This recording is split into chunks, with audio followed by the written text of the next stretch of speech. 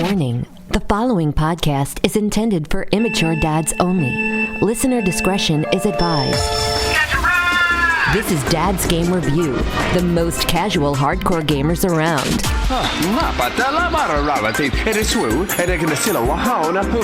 Reviews and news from every platform.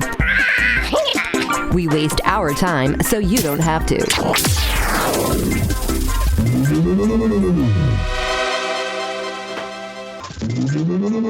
What's up, kids? We're back, and we're welcome to another episode of Dad's Game Review. How's it going, bud? Oh, you're waving to me. I was just waving. I thought you were trying to tell me something. Because we're on YouTube now with a video and I was like, podcast. Wait a second. Of course, now the applause comes in. Everything's delayed on my machine here. It's been a while. So it's been. We haven't done this in like months and a half or something. He took time off. What'd you take time off for? I took time off because of school and yeah. Did you finish the class though? Everything's cool? Yeah, the class was statistical, something about statistics, and it's basically how grants are written. Social workers write these, from which I did not know that. But apparently there's big money in this, but you don't do the math, you explain the math. Oh, fuck that. Yeah. That was actually why I hated geometry. You had to proof stuff, like prove things were things. I'm like, people want to know if this program is working in a certain area. Why not? How many people attended? Like, just... You're already boring me. You're already boring the crap out of me. It was simply killing me, and I just did not know what to do.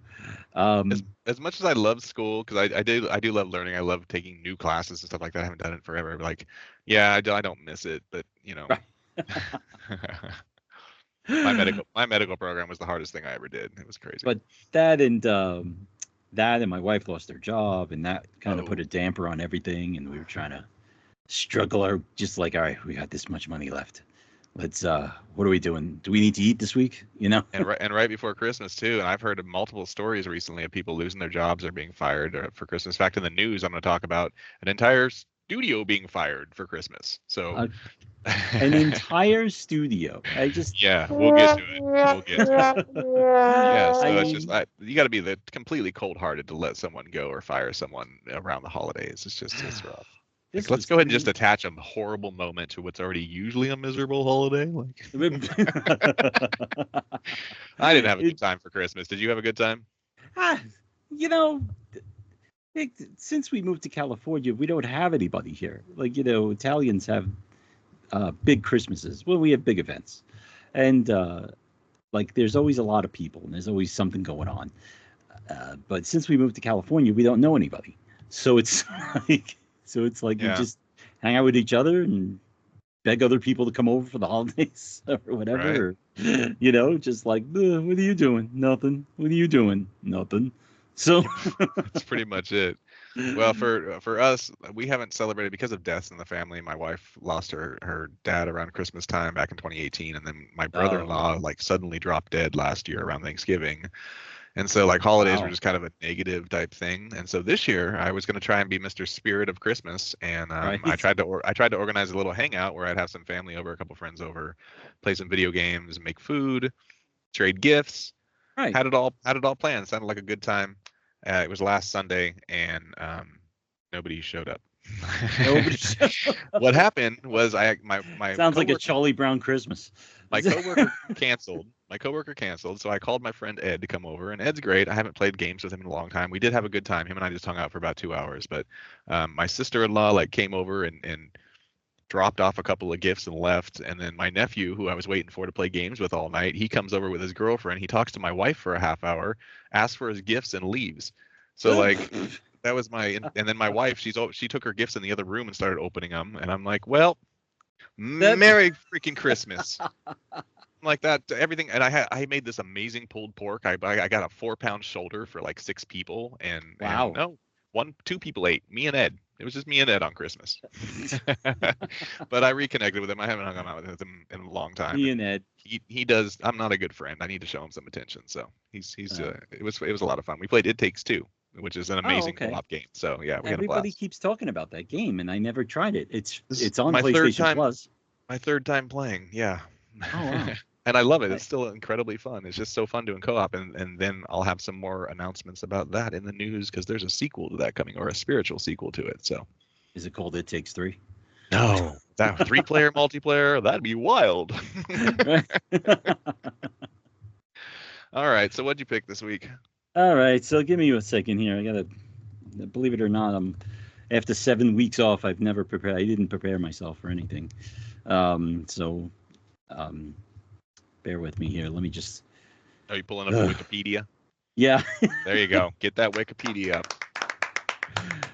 Okay, so this week was Nine Sols. Nine Sols is a 2024 action platform game published by Red Candle Games. The game is set in an Asian fantasy-inspired futuristic world, which Red Candle Games describes as tailpunk. Tailpunk. That's actually kind of weird. Is Yeah, that? no, it does have a I don't certain even know if I'm style, saying for it sure. right. So- So it's not. It's a Taopunk? combination of Taoism and cyberpunk. Cowpunk. Okay, I get that too. That- It totally yeah. pulls that off because it's Cowpunk. mechanical and it's Chinese stuff. So, Yeah, okay, so yeah. I'm curious. Tell me your process when you're looking to pick out a new game. I So- would just like to know what you do. Do you research? Do you Google things? Or do you just go that? No, well, so it depends on my interest too. Like, so if I'm like Silent Hill was totally up my alley. Like Well, I yeah. could play Silent Hill forever. You know everything about Um, that. What about a game you don't know? What do you do? Do you look it up? Do you just go Yeah, based on the cover art? Do you? I typically go right to Google and I'm like, who's playing this? Or I just type in the title and then I just scrounge around for IGN reviews or anything else and see what they say. If it's typically favorable, I give it a shot. If it's not, like it has to bomb pretty bad for me not to try it. I try everything. I try everything on the internet. Basically, if it's a 7 or higher, I see on critical reviews, I'll give it a shot unless it's something I really want to try, and even though a crappy review or whatever. But I always Google. There's two things I always Google. I always Google the reviews just to see, and I check user reviews and stuff to see what people are saying. You can never trust it though, because stuff just gets review bombed. But sometimes you get some good reviews in there, and you can kind of get a feel for what people are really thinking about it. But the new thing, ever since Souls-like games started, is I Google, is this game hard? I always Google, is this Really? game hard? I Because never I look thought of for that phrase. I look for keywords now that's stuff like Souls-like or rogue-like, or because all these games are coming out using these methods. And so I tried to tell him, including Nine Souls. and I tried to tell him when he picked this game, he picked it. And I said, this is a Souls-like Metroidvania Sekiro, type thing.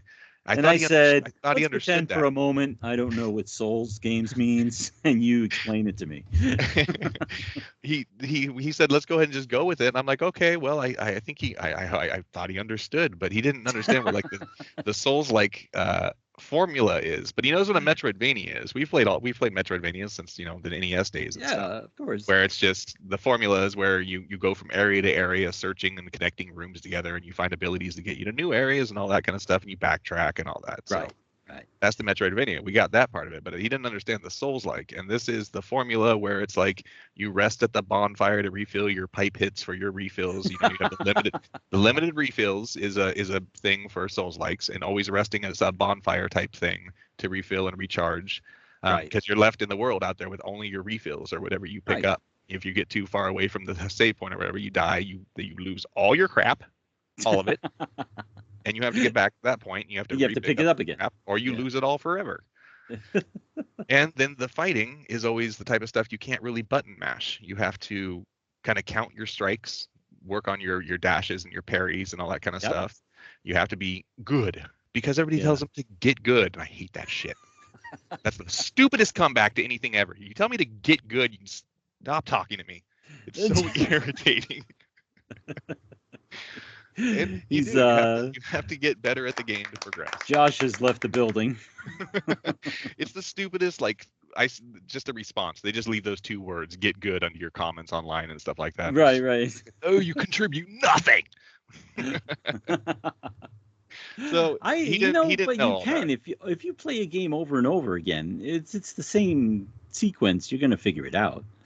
And that's just it. You're supposed to die over and over and over again to learn how to get better. You have to get good by dying. And so going into this, I explained that to him. I thought he understood all this, and so we went ahead and went with it anyway. And I just am going to let him talk about his experience, and I'll jump in. In my defense, remember at the beginning of the show where I said my wife lost her job? Okay. Yeah, no good, no good. So we were cutting corners everywhere. I canceled my PlayStation account, and I said, "What am I going to review? What are we going to talk about? I need to start this podcast back again. We need to start talking again." And I just started flipping through, and I asked him, and I said, "What?" At the top of my PlayStation app, it said, "Hey, you've got stars." Oh, that's right. You told me. And I've never even checked my stars. I I know never people even like knew cash this them was. in and do I all mean, I kinds of knew stuff. they were. I knew they were a thing. I've seen them before. I knew they were a thing. I didn't know you could buy games with them. So Yeah. I had like over 20,000 stars. So we started flipping through the games, and Nine Souls just popped out to me. It looked like the only one that it looked decent enough from all the games they were offering for the amount of stars I had. It looked like the most decent one. Well, it's being called. They said it's one of the best games of the year and stuff like that. It really is an excellent Metroidvania. Even though it's not my style or genre of game, I really kind of got into it, and it was Game of the fun. year. No, I didn't say game of the year. One of the best games of the year because this is a high rated indie game. Like it has great reviews all over it, and it's well respected by the editors and critics and even user reviews. They just love it. It's crazy. If you go on Reddit to the Nine Souls Reddit, which I always love doing because you find all the crazy people there. Right. They are just obsessive about this game and obsessive about the story. I just read this post by a guy who said he's been in 3 days of depression after getting both endings of the game and that he just can't cope. And he wrote paragraph after paragraph of what the story did to him emotionally. Like, wow, this is a legit game. There's way more to it than we experienced. And I got about 9 hours into it. I did almost half of it. It's about a 22-hour Metroidvania. So it's a big game, and I only completed a couple of the souls. The 9 souls that's the other thing with Souls games is you have giant bosses. So the story follows Yi, a legendary hero from the past. He's on the quest for revenge to overthrow the titular Nine Souls, the powerful tyrannical rulers that deserted his realm at one point or another. And you start out pretty gruesomely, I might add, where they're like, where you, I guess you got to see if you're the chosen one. And they do this by lifting you up by the head. Hold on. Before that whole part, he gets tossed from the heavens.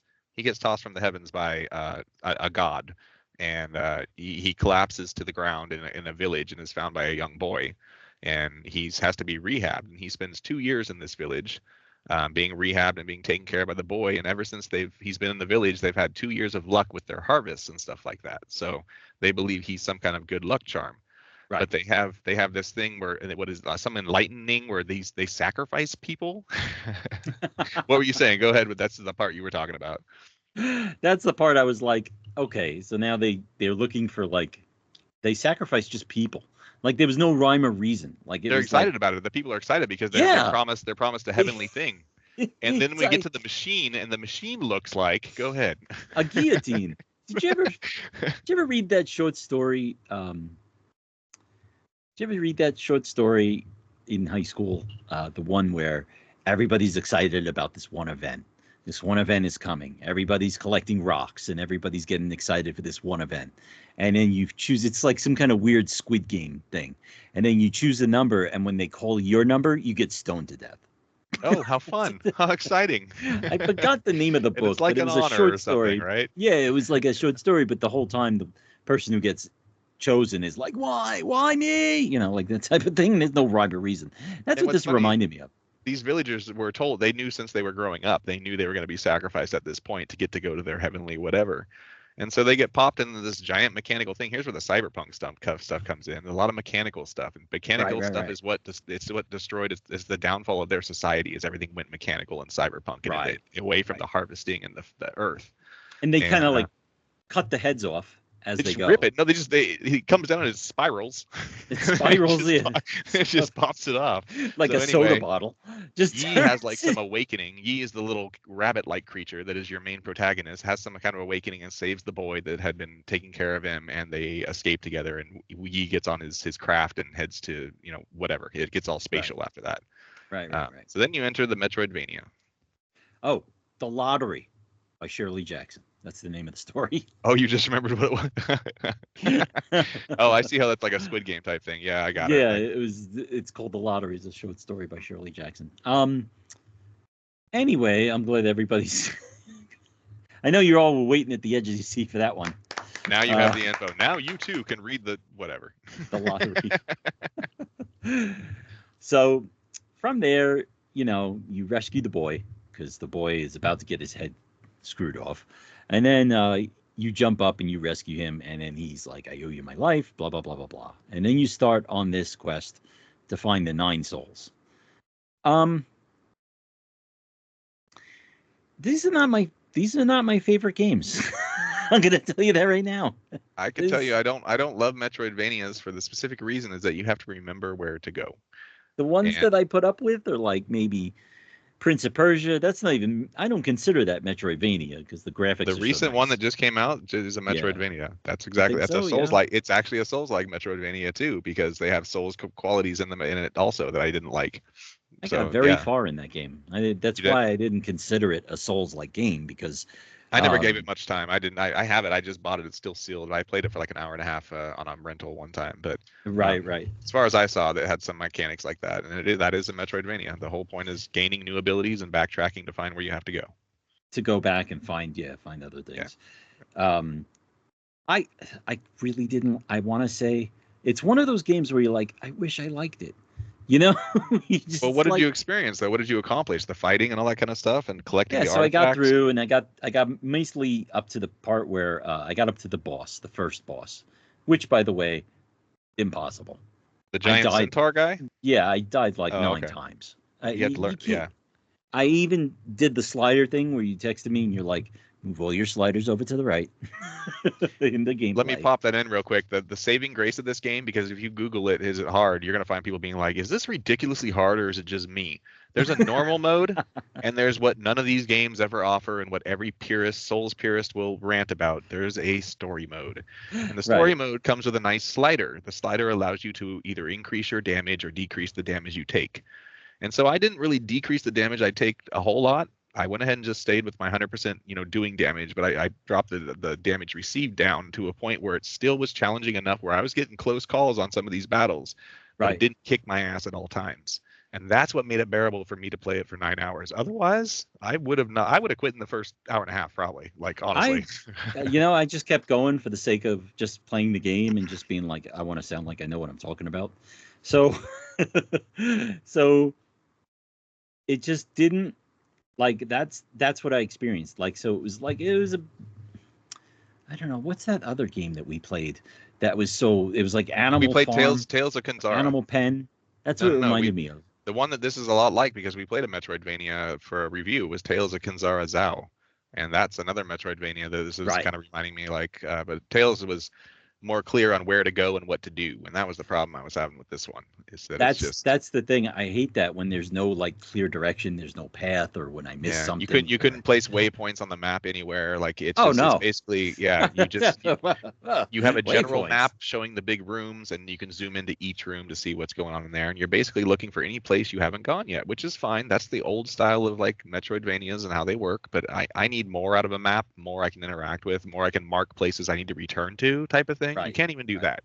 Like I come to this thing where it's a dead end. I know I'm going to have to come back there at some point, but my ADHD is so bad that I don't remember where that place is an hour later when I'm playing and I need to come back to. So my problem with it, and I beat the first and second boss, the second Souls. Didn't, but I still. You beat the first boss? I beat them both, or the first two. Wow. Well, it's all about parrying. It's parrying. Every time he flashes like that, you have to be able to parry his attacks. So the way the fighting works, it's all based around Sekiro-like parrying, where you have to reverse their attacks in some way. And there's the white flashes or there's the unblockable red flashes. And an unblockable red flashes, you can jump in the air and do kind of a stomp on to reverse. The regular ones you can reverse just with your sword. But then as long as you reverse a move, you can attach a talisman to them with the R1 button.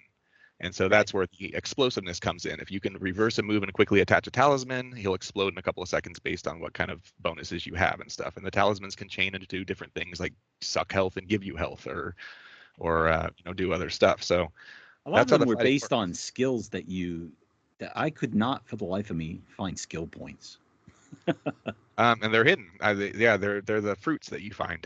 Yeah, a couple of whatchamacallit, because a couple of those talismans that you're talking about, they don't work unless you have a certain skill. Exactly. Yeah, there's the fruit that you find to unlock the skills that you need. And there's 18 skills you can get. I got 9 of them, so I got exactly half of them.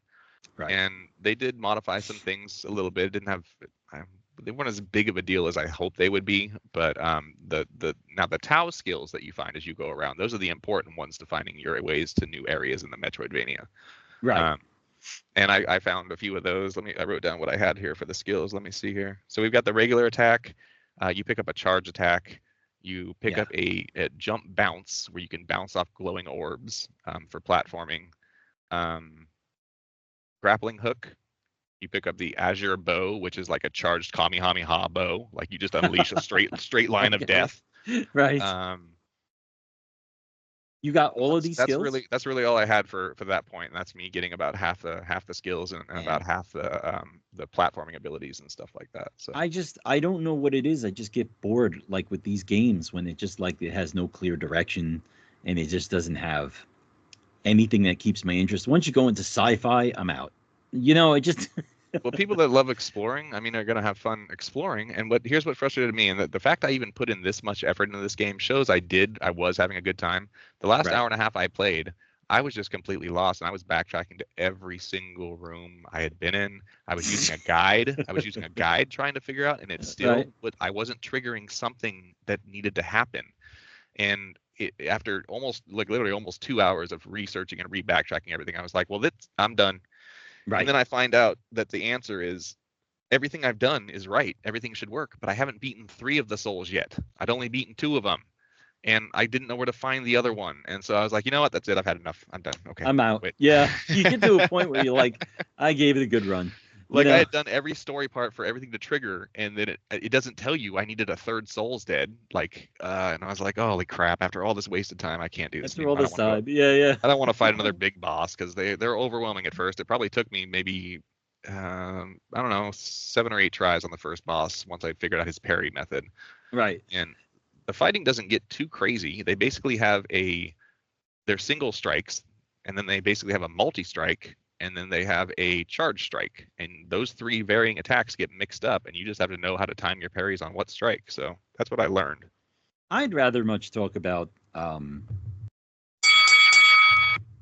Contender. So Josh was gracious enough to Christmas, after everything that happened with my wife, he sent me a copy of Contender. No, Undisputed. Undisputed. Is it? That's Undisputed. God damn it. Why do I get these things mixed up in my head? Undisputed is the long-awaited boxing game that is supposed to be the next Fight Night. 15 years since a Fight Night game. Yeah, because boxing kind of took a back seat. Once UFC came out, that's all everything was from EA Sports was UFC. This, I think they were up to 22 or 23. UFC 23. Yeah, I don't even know. I tried those games. I wasn't digging them as much. I don't play any of them. I mean, it's like there's boxing. I enjoy boxing because it's an art form. There's if I want to go watch somebody get the shit kicked out of them in a bar, would you call Mike Tyson versus Jake Paul an art form? No, that was just the guy beating up an old man. That was a bunch of bullshit. It was just like that was a 35-year-old beating up a 60-year-old. That's all that was. They just cashed in on the money. That's all they cared about. Oh my god. I mean, how do you? I'm not even going to get into that. Anyway, we don't need to go there. Just talk about the game. So yeah, we both loved Fight Night, and here's my story of Fight Night is that I met my best friend ever playing Fight Night Champions back on the 360. He came over. My wife was friends with his wife. and she drug her husband along. You know, doesn't Okay. don't the husbands love that when they're like, Right. you're gonna go play with my wife's husband. Go play with Right. him. And so anyway, we made friends quickly, and we played Fight Night together, and we just boxed and bonded, and we ended up like becoming best friends. They moved in for a couple years, and like he came Oh, over wow. every Sunday to watch wrestling for like 7 years. He moved away from me now, but we bonded over Fight Night. So I was gonna do that. I told my wife, I'm gonna buy him Undisputed. We're gonna bond over Undisputed. And then you played it, and I played it. It has so much potential. Like, I don't know if you ever saw that movie Yesterday. See that movie? I don't think so. So it's about Yesterday is a movie about a guy who gets into an accident with his bike, and now all of a sudden he knows how to automatically play. Oh no, sorry, the world shifted and nobody knew who the Beatles were, and so he started playing Beatles years ago. He started playing Beatles songs, and everybody loved it. People were like, "That's the most beautiful thing I ever heard." Yeah, you know, everything like I that. remember Right? seeing that. That movie had so much potential. Spoiler alert, they just leave it as he wrote all the songs. There was so much potential. It's just like almost like they ran out of money, you know? Like they just we don't actually have an interesting ending for this. Okay, that's what John everybody said Lennon's about Undisputed too. They kept saying potential. Like it has the potential. Like it feels like it could be a really good It game. felt like there was something really great there, and it just like fell short. First of all, the controls. The controls reminded me of a rapid button that you used to have on your controller, like in the 80s. Remember, you used to have a button that the rapid fire button to hold down the button, and that's what it was like. Like if you held down X for like longer than a millisecond, he was jabbing the guy to death. Like you were playing with the buttons. I play with the motion control. I've always trained myself on Fight Night with the motion control from the right analog stick. Where up right is a right jab, up left is a left jab, right to the circle is a hook. Like that's how I play. I'm thumbing it down there on that analog stick to box. But it worked not very good in this one. Like I can do it in pretty controlled in Fight Night, but the collision detection, like it just you'd feel like you landed a hit and there was no weight to it. You'd be like, that was a hit. It's like the dude. Just like, It felt like I was moving in like Jello, like these hits, and then you'd occasionally land a heavy one. You're like, well, that was out of nowhere, and that was just luck. Like I didn't plan any of that, and it didn't feel. If you hit the guy, it never felt like you were planning it. It felt like you just got lucky, and they block every single hit. That's every single knockdown. They block like crazy. They're constantly just like, nope, F you, man, nope, not gonna. And I'm like, can you just turn your head for a second so I can punch it? Jesus Christ! Just let me get in there. And then the body shots.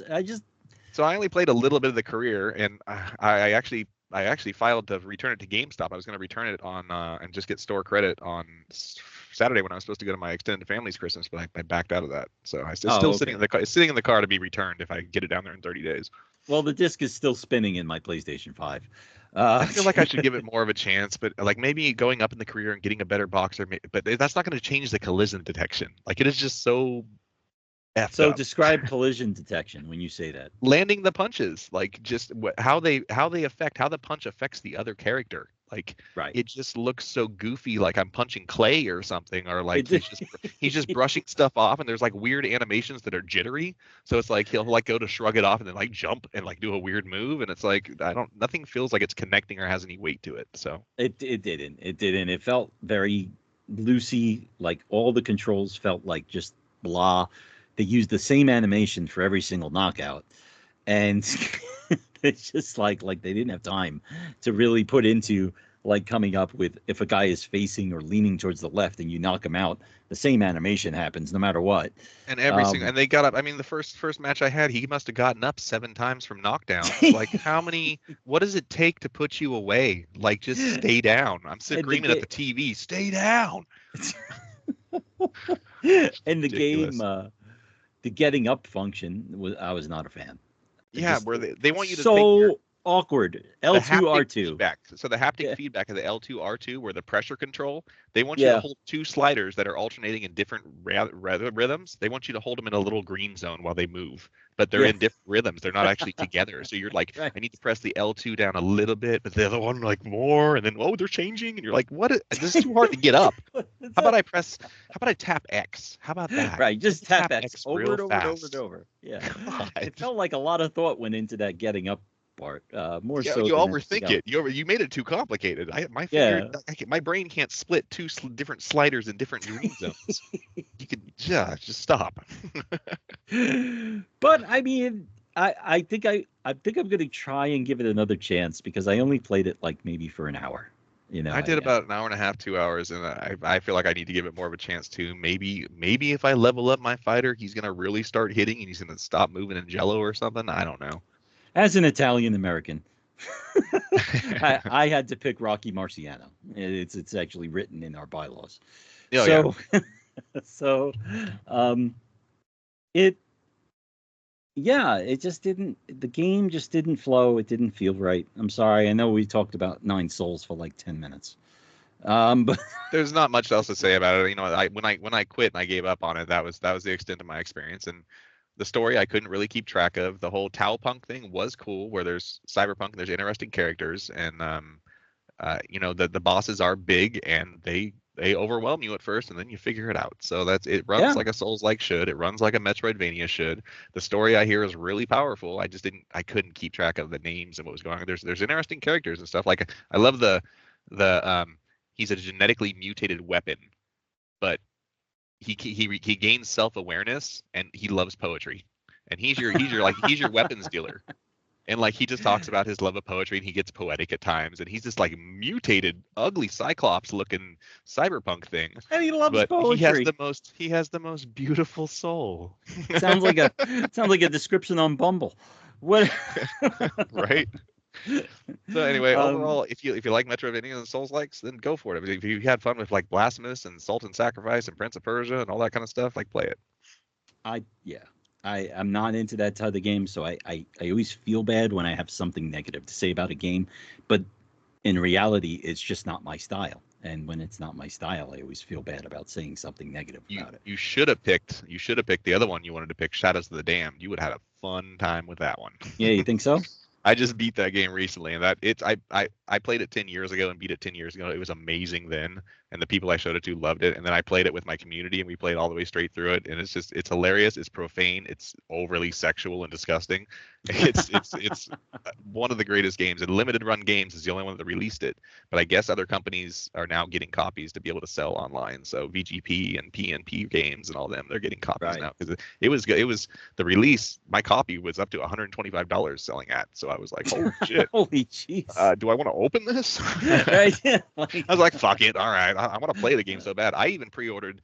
It is limited to 1,000 copies. It is a special collector's edition with a remodel of the actual hot boner gun. That is the name of the gun. I'm sorry. I didn't make that up. And so I'm going to have a collector's edition in June. I ordered it. Oh, it's going to be a year wait, and I've been waiting for it. Actually, on my birthday, I'm going to have it. And it's got the hot boner gun. And nice. Hot play boner Shadows of gun. the Damned, guys. You'll laugh your ass off. Hot Boner Gun is my favorite ska band. Isn't it? Yeah, right? So, thank you. So, we need to talk about what we're going to play next week. I don't know if you have anything in mind. This is going to have to be a TBD when we talk about next week's game, because I kind of want you to keep picking the things. You have the PlayStation Plus. You have the PlayStation Plus. You need to learn more games, stuff that interests you, because I know what I like. I play everything I like. I have a very eclectic. I know what I'll play and what I want. I want you to experiment with games, so we'll talk about it. Well, you have PS Plus now, right? Yeah. I actually gave him like a 4-page list of like 70 games I would play off PS Plus, and I said, just pick any of these. Literally like 50 to 70 games. So yeah, that's gone. It's in the atmosphere now. It's like anything that's above, anything that I have to scroll 4 screens back to look at. I'm like, yeah, just tell me. I kept copies. We got to talk about game news though. Game news. Oh, right. So let's go over the news. And now it's time for gaming news. Thanks, Stan. So, what do you got in the newspaper this week? Yeah, I don't have. Okay, so the big one, and this just happened yesterday. I saw the announcements about it or whatever. Humble Games, Humble Bundle. Yeah. Humble okay. Bundle. Yeah. Well, Humble Games, the entire staff just got laid off like a couple of days ago. They just shut the whole freaking thing down. And what's funny is Humble Bundle used to be a charity And this is it. It got corporate. It just kept getting corporate and becoming bigger and bigger. And then the little bundles you'd pay $6 for are now like $27.99. Like, it's like they still. I mean, I still love it. This is where I get a lot of my codes for my streamer viewers and stuff like that, because you can buy 10 games for $15, and it's like, that's cool.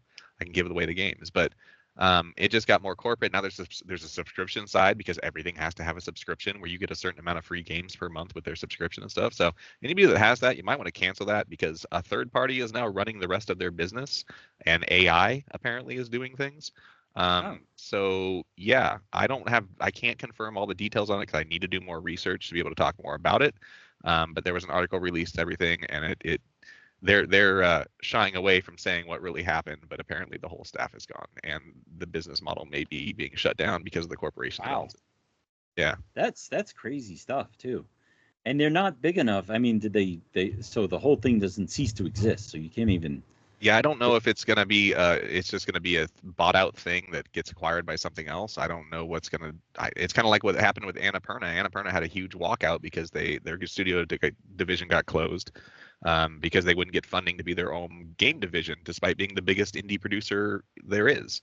Right. And that whole staff shut down, and there's been no real word from Annapurna staff or studio since. And I wish they'd like reunite or keep doing what they were doing somehow, because that was my favorite company like ever. It always takes something like, sometimes it's small, sometimes it's money, and then sometimes it's like the people just didn't get along and they were tired of it, like the creators of Disco Elysium. Well, both these instances are corporate greed. They're both corporate greed. They think so? Absolutely. Annapurna, which is the big overall arcing media company, would not allow Annapurna Games to be its own independent company, and because it's more than big enough. They wanted to keep it controlled by the corporation. And then the same thing, Ziff is what bought out, I think, Humble Games a while ago, and then turned it more, and then they sold out to an even bigger corporation, which now controls it. And so it's corporate greed once again destroying the model. That was something that was great. Fun. You see how things are going with CEOs lately. The more you know. Corporate greed. Corporate greed and CEOs. Anyway, I have one piece of news, and that is that Sega announced that there is no plans for anything like a mini Dreamcast or a mini Saturn in the works. They said that the CEO said he was looking to the future rather than past for new products. Well, guess what the future is? Guess what the future is for Sega? A subscription service. Yay! Yeah, they just removed all their games off digital. You can't purchase them now. And so the price of the 50-in-1 games on the PS4 for Sega went up. And they're going to make their own streaming service where you can play their games there. Right. And the CEO just doubled down on it. We're not a retro company. We're actually, it's not me. I want to embrace the modern gamer. It's like, yeah, you kind of are a retro company. In that you don't exist anymore outside of Sonic. What are you talking about? Guess who produces Yakuza? Oh. Sega. Yeah, but I mean, it's like, I don't know. I hate it when people use corporate speak and they just kind of like, that's not what we're aiming for. We want to embrace the modern. Yeah, you know what they called firing all the Humble Games people? Restructuring. Yeah. That's what they published to the media. Yeah. We're just restructuring. No, you fired everyone. You didn't restructure. What is this restructuring you speak of? Everyone's gone. Right. Yeah. But they reinvented themselves quite well as a software company. So, they kind of seamlessly went from hardware into software. What was that, 99, 2000? Was they final? They gave up on hardware, the Dreamcast, yeah. Yeah, the Dreamcast. That was the end of it. And they went 2000. That was it. So, what other news do you have? Do you have any other news? Well, I was just going to mention, it's 2 weeks late, but we have the Video Game Awards, which is always a big deal for gamers. Astrobot, which is my personal most fun game of the year. I don't know if it's my favorite game of the year. I think Silent Hill 2 took that. But it's definitely the most fun I've had, just general fun, because the game is just absolutely amazing. If you haven't played Astrobot, play it. You'll have a blast. Yeah, I'm not against Astrobot. I've enjoyed Astrobot before. Game of the year, though? Absolutely, it's the most fun. And that's what everybody got pissed off. They're all pissed off. They want Metaphor to win, or they really wanted Black freaking what is it? Black Myth Wukong. Yeah, The the other Souls like to win. The other Souls like. Ugh. And yeah, everybody, there's all these people raging about Astrobot, but Astrobot 100% is 10 out of 10 fun factor. You're having a good time while you're playing it. It is the most freaking fun I had this year consistently for like 15, 20 hours. And I want to play it again. I got glitched out of one puzzle piece, so I can't get the platinum. And I'm pissed about it because I would rather delete my save and replay the whole game over. And I would only on this game just to get my damn platinum because I wanted the platinum on this game. It was so fun. I cared so much about it. I don't know. I just loved it. Anyway, other winners were Balatro, which is a big game right now, which I'm playing like almost nightly. Addictive ass poker. I'm surprised Pal World is not a part of that. Pal World? Oh, the Pokemon ripoff. Yeah, the ripoff. What's the other? Metaphor was a big winner from Atlas. I just got that for Christmas. My wife bought it for me. I can't wait to start it. It's from the makers of Persona. So this guy doesn't play RPGs. He doesn't know what I'm talking about. So no, I hate RPGs. I should make you for a month. You should start a RPG at the beginning of the month, and then at the end of the month, we should talk about an RPG you actually put like 15, 20 hours into. You want to know? Disco Elysium. That's an RPG. Yeah, it's a great game. It is an RPG, a narrative type game, but it's not like a true JRPG. JRPG, okay. I don't know. Now you're pushing it. I want you playing turn-based. Yeah. And yawning between every move. So big announcements. We got Witcher 4. All of Twitter freaked out because Ciri is the main character and they hate women apparently. Gamers hate women. Intergalactic is a new thing from Naughty Dog Games. And it looks amazing. The Heretic Prophet. They're announcing a new Souls game, new Elden Ring, where you can play co-op through the entire thing, which that's great for fans. It was already co-op on Elden Ring, but it was only for like bosses and stuff. You could summon in friends and stuff like that, I believe, or I don't know. I played 12 hours on Elden Ring. That was about it. Borderlands 4, an Okami sequel after like 20 years. Okami was huge on the PS2, and it's been released on every single damn thing since then, and HD'd and remastered and all kinds of stuff. But they're finally giving a sequel. Sequel to Mafia. Say that again? Sequel to Mafia, which was a big trilogy of open world games. I loved Mafia. Mafia's good. Yeah, I was playing Mafia on the first one remastered on stream a little while ago. Okay. Outer Worlds 2, and that's about all I see here. Oh no, the big ones that I liked, Onimusha. I don't know if you ever played it on the PS2. It was a Resident Evil style samurai game. Oh, okay. With the kind of tank-like controls, but it was kind of like a dark samurai game. Well, they're coming out with a new Onimusha, and it looks beautiful and amazing. Right. That was a big favorite when I was younger. And a new Sonic racing game. I love racing games, and Sonic Racing is an absolutely fun series. Incredibly better fun than series. Mario Kart.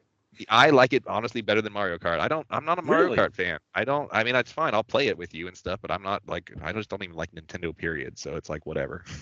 Back in the day, I played plenty of Mario Kart, but Sonic Racing is genuinely fun, and they're going to have a new one coming out. You can co-op the career modes with anybody, with your friends and stuff. So my nephew and I were playing it together, my buddies and I, it was great. So I guess you don't want to talk about the Switch too. I mean, they keep getting all these reveals. People caught a glimpse or took a picture of the Switch. I know. I'm like, what? Does it look like a Switch? What? It drives me crazy. Expect it to look like? What? I just, you know what? Better yet, scratch that. What I just said. I want to know is why Indiana Jones and the Great Circle is not talked about. Oh my God, I'm in love with that game. I am in love with that game every night. I keep telling you I'm playing it every night, and it is such an Indiana Jones experience. I don't get hyped for Xbox games, really. I play my Xbox. I just canceled Game Pass, actually, but I rebought it for Indiana Jones. Is it third person or first person? Or it's first person. There's some third person parts, but it's first person, and normally that's not my style of game, but it is just done. It is so Indiana Jones. Like, it just feels like an Indiana Jones movie, and the graphics are blowing my mind. I don't think that Series X really does anything magnificent that I've seen, but Indiana Jones looks like one of the most beautiful facial structuring and character models like I've ever seen. It's crazy. Wow. And the gameplay is fun. I'm nearing the end. I'm actually in the last land that I'm at somewhere in China. And I'm gonna play that all night as soon as we're done here, and eat some prime rib. It doesn't whatchamacall. A lot of people on social It doesn't media come are out talking on about it, PlayStation. I was going to say it doesn't come out on PlayStation until May. At least that's what I heard. Yeah. That You guys so I've been dying if to you're see waiting it. for PlayStation, you got to play it. But it's worth playing. If you have a Series X, just play it. Play it. It's so good. Love it. You also in other news, Yakuza, Like a Dragon dev, they teased that Snoop Dogg is going to make an appearance. For what? In Project Century. Oh, they have a new thing they're working on. They haven't. I don't know that they've announced it yet, but yeah, they have a new whole project in the works that makes me really interested. So I mean, anything anything RGG Studios does, I am into. They are weird, they are wild, they are fun. Anyway, but I don't know. Yeah, so that said, I'm sorry. I don't know what we're gonna play next week. I mean, I can't even. Well, we're not doing this weekly. We're doing this bi-weekly. We're doing this every other week. We still need to pick something. I was thinking we'll come up with it. Forspoken. I've already played like 40 hours of Forspoken. And I don't remember any of it. That good. I'd have to replay 40 hours of Forspoken. No, it's a great man. game. That's an amazing game. A big open world game. It's super fun to run around. But once again, I don't finish open world games because they're too big. They're too big. It just goes forever. I think I've beaten 3 out of the 5 bosses. I was on the third or fourth world or something like that. I don't know. That means I'll get like 30 minutes in and I'll shut it. That's just it. You won't. Oh, dude, the first 5 hours are so boring. So I hated the game. You won't make it anywhere. You play like 2 hours of a game. It was bad. I didn't think I was gonna make it. I was forcing myself because I had some friends, some professional reviewers that were really insistent that this was a good game. So I stuck with it, and it is. It's an amazing game. But boy, the first 5 hours just boring as hell. So I don't recommend it. We'll pick something. We'll let you guys know on right. Twitter. Yeah, we are on Twitter. Good. I'm on Blue Sky. You can find me TikTok and as Gosh Josh Games with a Z, Gosh Josh Games with an S on everything else. Okay, sounds good. You can reach us and scream at us and yell at us and tell us Tell us what to play. If you find us on Gosh Josh Games on X or on Blue Sky, like anything, tell what you just want give us us to play. some. Interact with us. All right, buddy. It's been fun. All right, man. Well, it's great talking to you. All right. Talk to you later. All right. See you next week, guys.